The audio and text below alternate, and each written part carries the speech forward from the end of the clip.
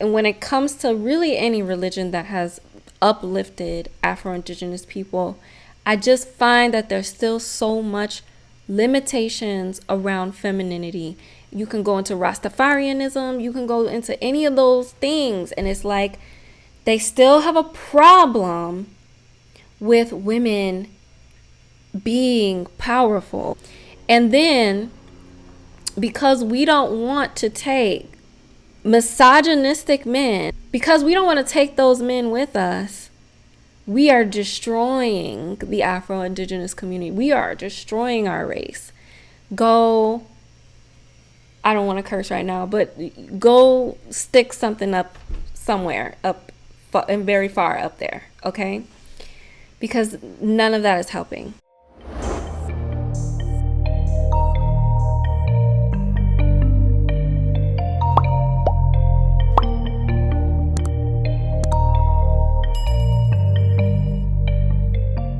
Peace and prosperity. This is Esaia Mystic, and welcome back to my channel. If you're new here, welcome. Make sure you like and subscribe if you feel called to be a part of the Esaia Mystic family.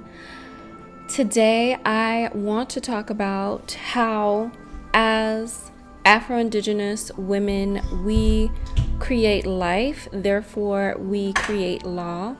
I wrote a blog based off of this. Actually, the blog had this exact same title, so I'm going to link the blog also into the description box if you want to go and read the blog. The blog is super old, but I felt called to come back to this topic.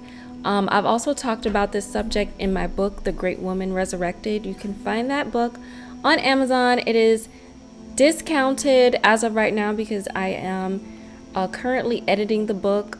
It is like raw and unedited right now, so bear with me, but the messages are still potent, still powerful. So the link to that is also in the description box. But before I get into the video, I do want to take the time to introduce myself for those of you who do not know me.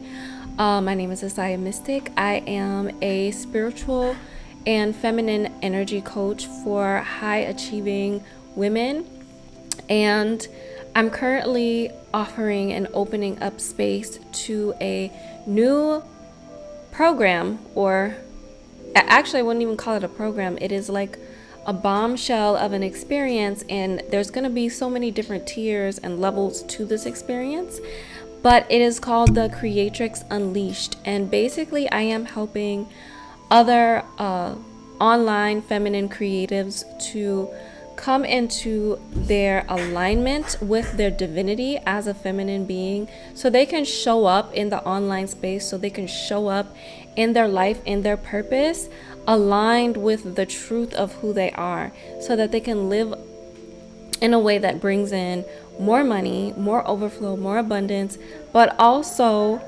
that brings in more love, that brings in more satisfaction, that clears and heals the body from any disturbances, disease, and trauma that we tend to store within the body when we're not operating as we should as a feminine being, as a creatrix. So ultimately, this program is here to usher in women who are ready to step into being the divine creatrix of their life, to be the authoress of their reality. And this is a next level type of power that you're stepping into, and it's going to challenge a lot of what you know about yourself, a lot of the beliefs that you already have. But on the other end of that, you get to experience the pleasure, the ease, the flow, and the abundance that comes with being aligned with the truth of who you really are.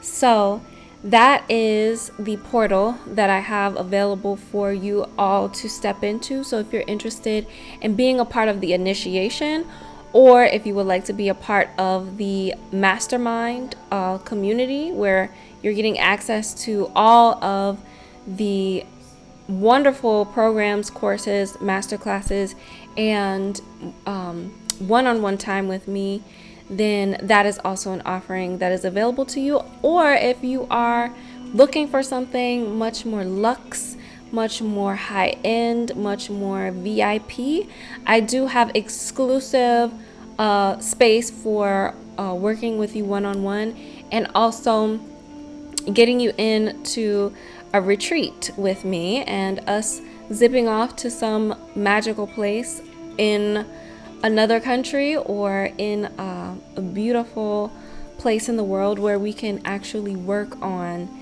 you mastering the art of your feminine mysticism, of your feminine magic. So that is what I am teaching. That is the portal I'm offering to you all.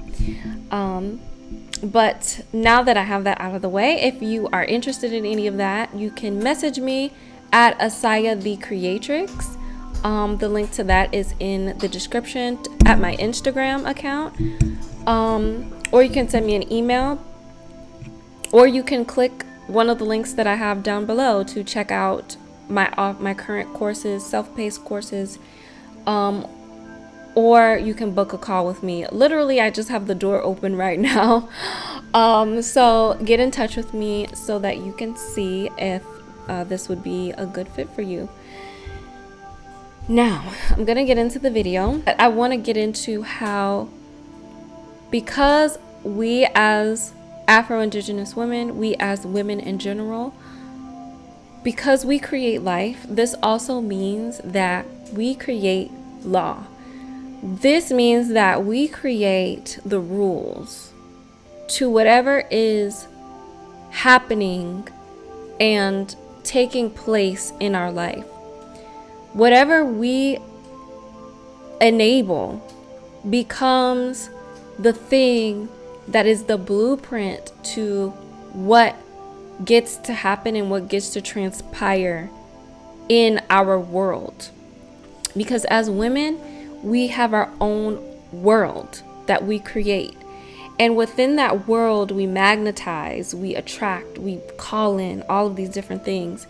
And so when we don't see ourselves as the creatrix, we don't see ourselves as the one that is creating the law of the land, we end up becoming the enabler.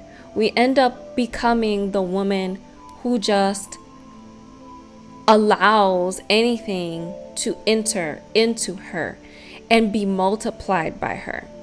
So the example that I want to bring up with how this happens a lot within Afro-indigenous communities is, one of the things is the Afro-centric movement, right? When we came into knowledge of our ancestry, when we started to empower ourselves and come back into our roots after so many, strategic things had been done to basically ignite our self-destruction, right? The Afrocentric movement brought a lot of us stability. It brought a lot of us pride.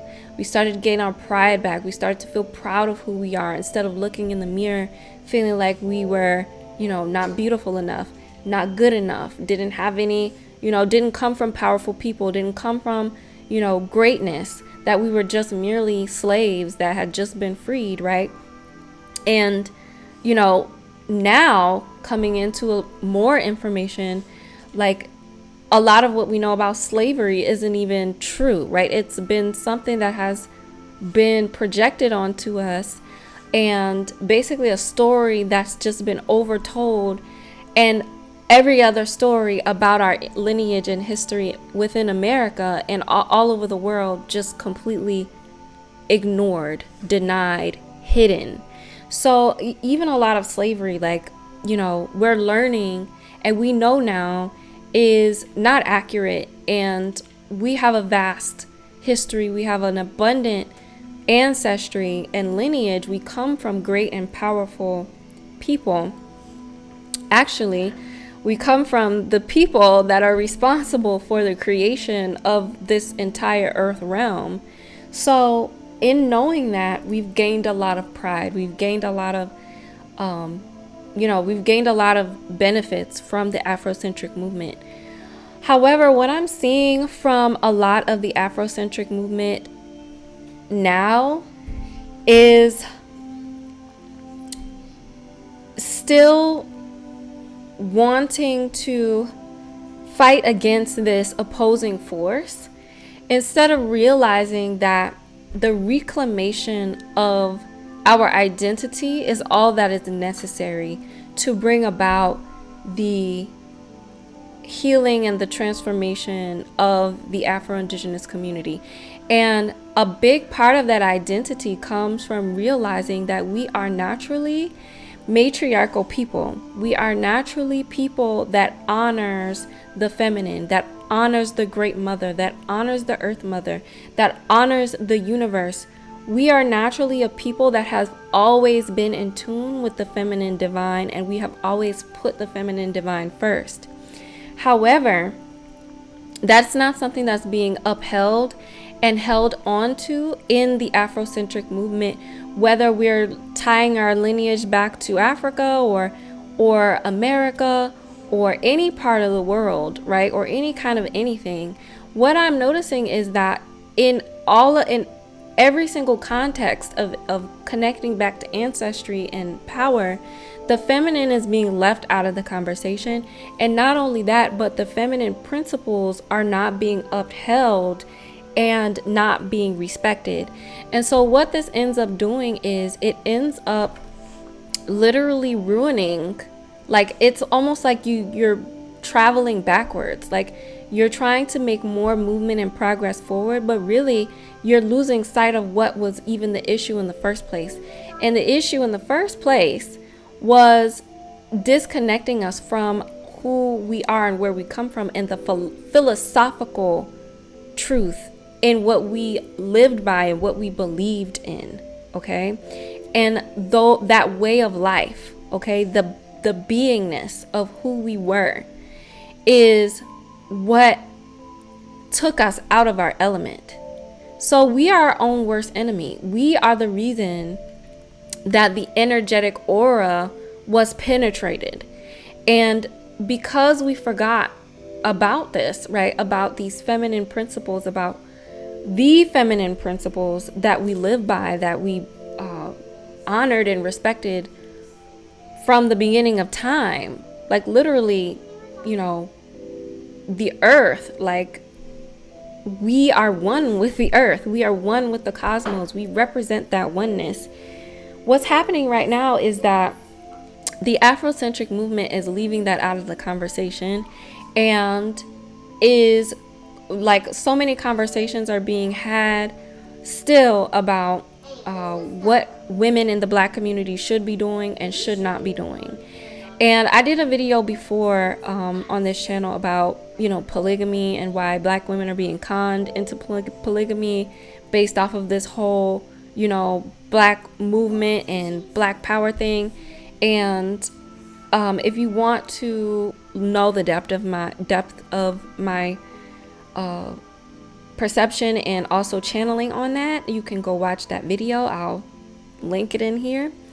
But just tying that philosophy into this video of how Black women are, or Afro-indigenous women are being used to continue to suppress our people. It's almost like the programming that we infiltrate onto other Afro-indigenous women, onto other Black women about how we should be being, how we should be behaving, this and the third, this, that, and the third, right, is still keeping us small, is still keeping us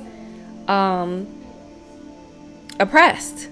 Like it's keeping people within the Afro-indigenous community, especially Afro-indigenous women, small in the way that they perceive themselves and the kind of experiences and abundance and opportunities that they're able to create for themselves because of certain belief systems that are projected onto them from the Afrocentric the Afro-centric community.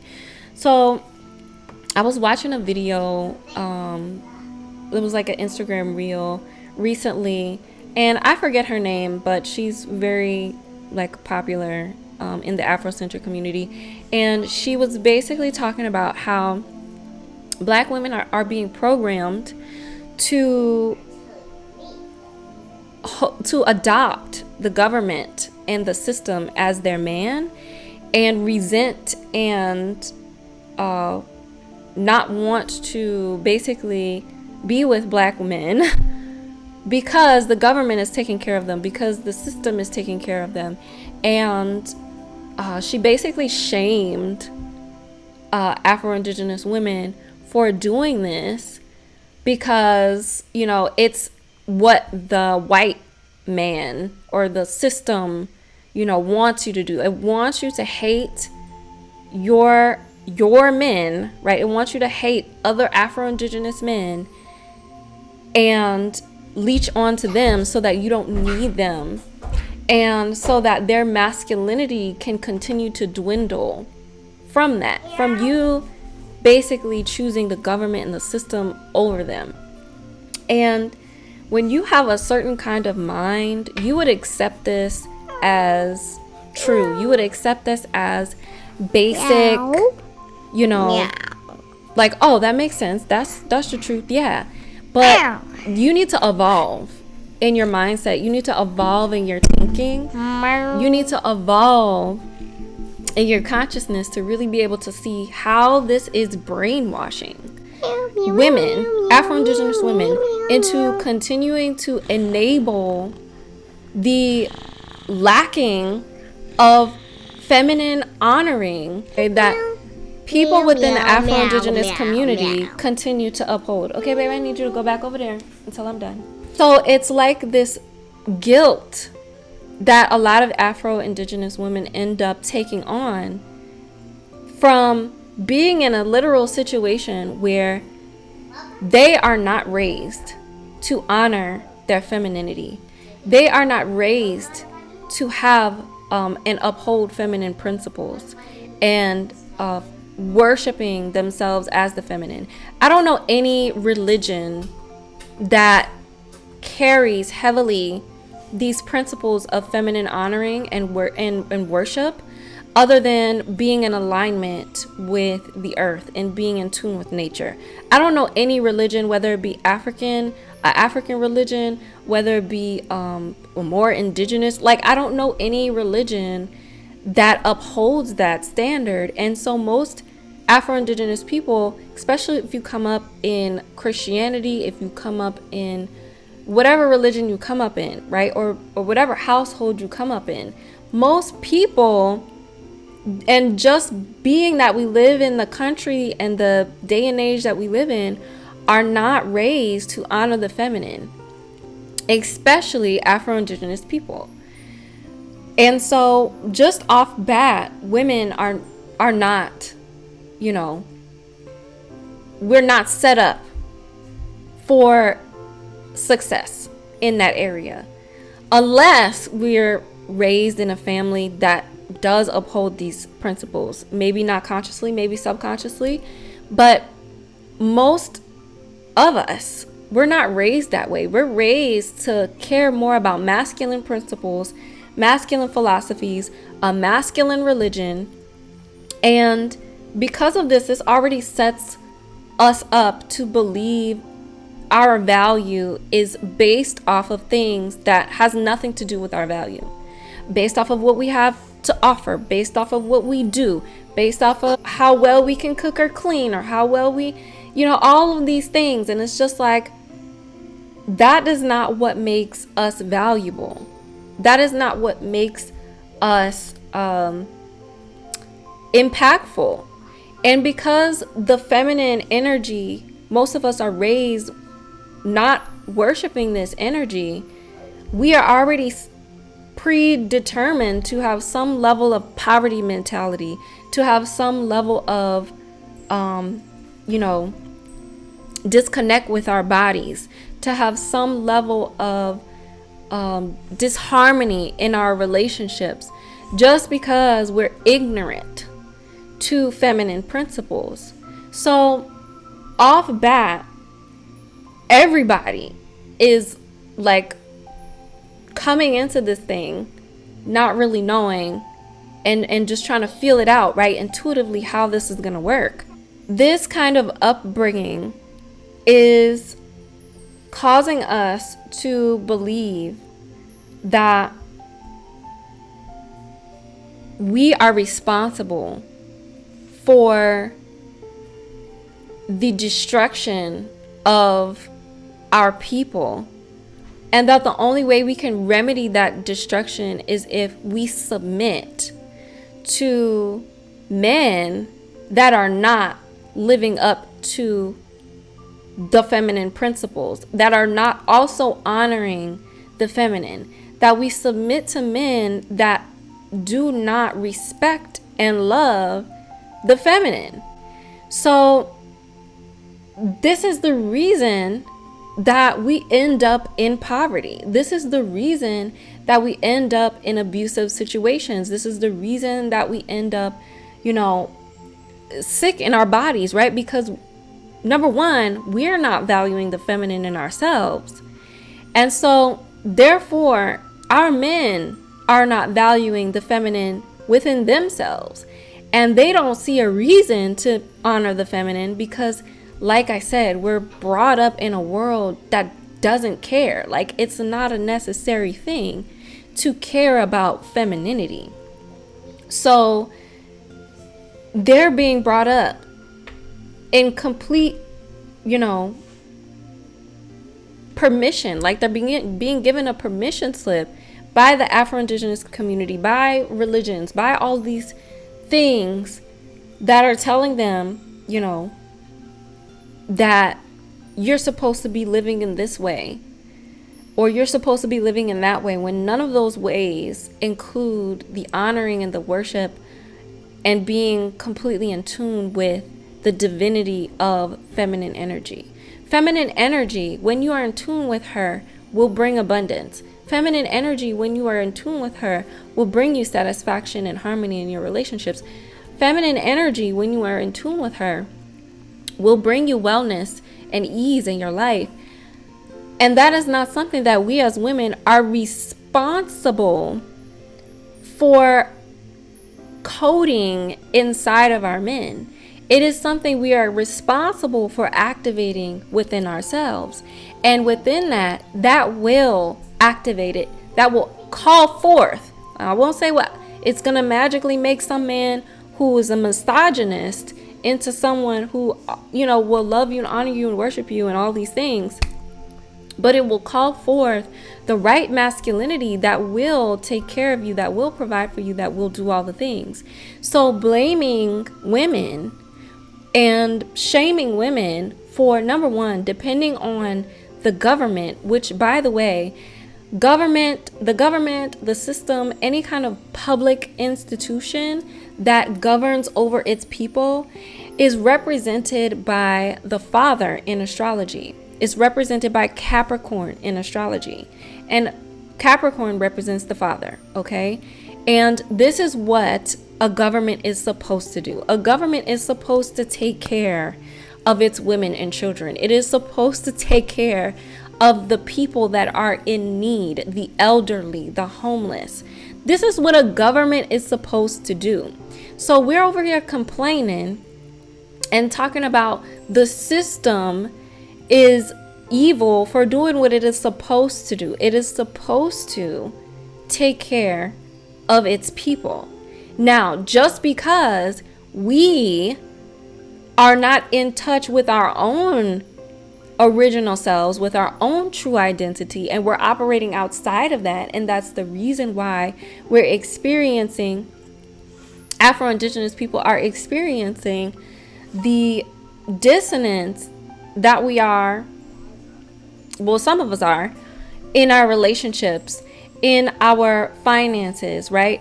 And specifically for Afro-indigenous men, right? Like the vast majority, right? And reason why a lot of them are struggling is because they are not in balance and they are not in tune with these feminine principles, with the original philosophy and religion that we had.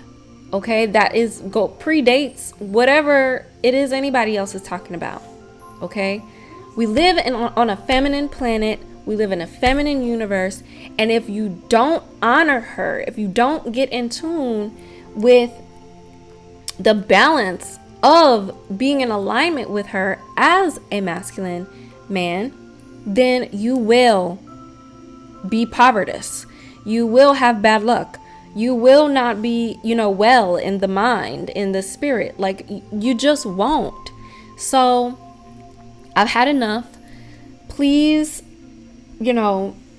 stop falling for this programming that is being projected onto you just because you are, finding some new sense of pride in who you are ancestrally and genetically.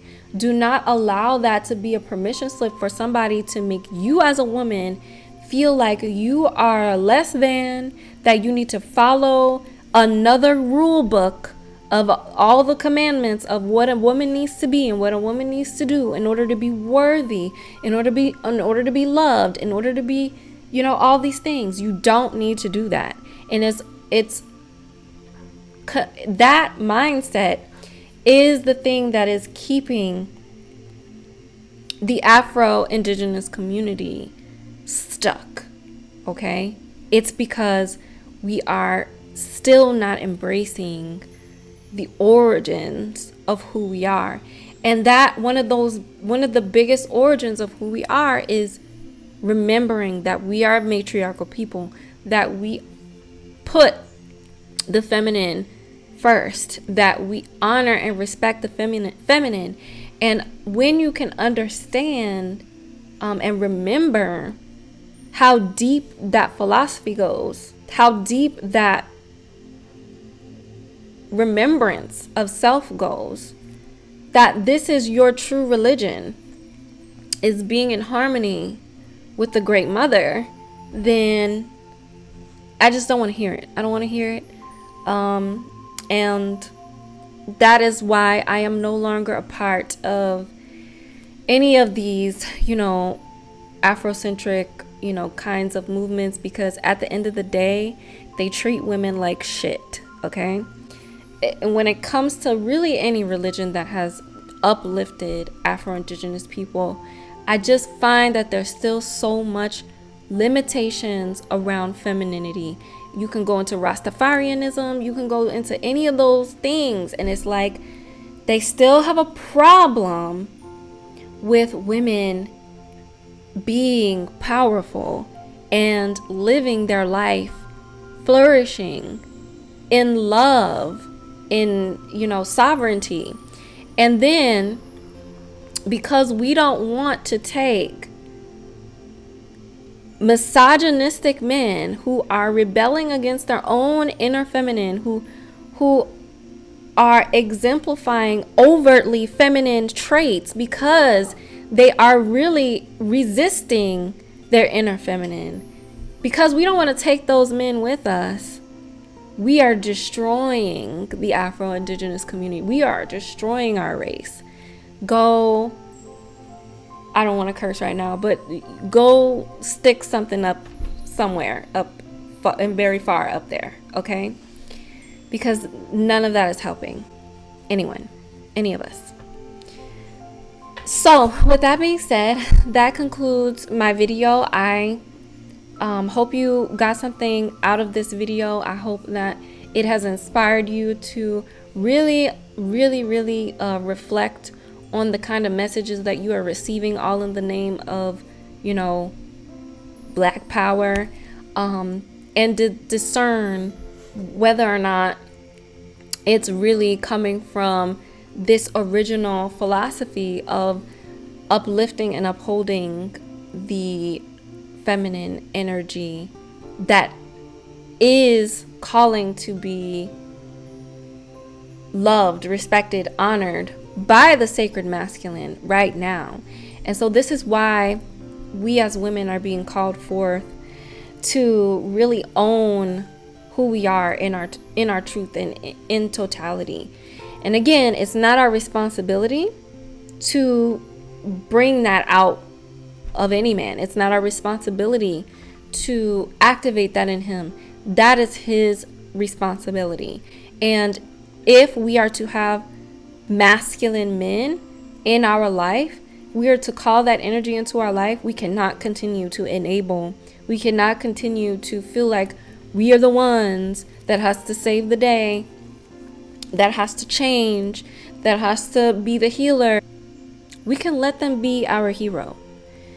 But in that, we've got to remember ourselves. We got to remember that we are worthy, that we are valuable for things that are none of what is being projected onto us. So, okay, my loves, I hope you enjoyed this video.